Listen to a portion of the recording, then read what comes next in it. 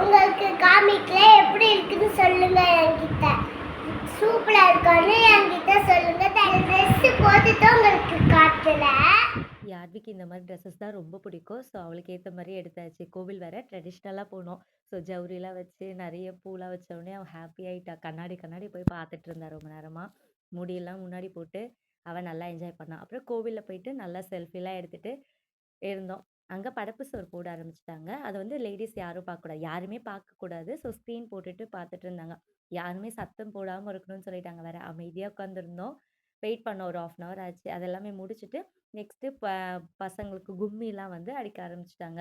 அந்த முளைப்பாரி நடுவுல வச்சு பாட்டுலாம் பாடிட்டு, நெக்ஸ்ட்டு ஜென்ட்ஸ் எல்லாரையுமே சின்ன பசங்கலாம் இறங்குங்கன்னு சொல்லிட்டாங்க. அவங்களும் சேர்ந்து கும்மி அடிச்சுட்டு இருந்தாங்க. நல்லா இருந்துச்சு. நானும் கொஞ்ச நேரம் அடிச்சேன்.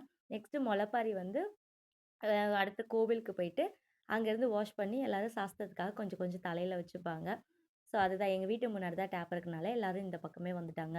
ஸோ நானும் ஆசைக்கு வாங்கி ஒரு தலையில வச்சு ஒரு ஃபோட்டோ எடுத்துட்டேன். யார்டையும் பக்கத்துல வச்சு ஃபோட்டோ எடுத்துக்கிட்டேன். நெக்ஸ்ட்டு மட்டன் குழம்பு சாப்பிட்டு விரதத்த முடிச்சுட்டோம்.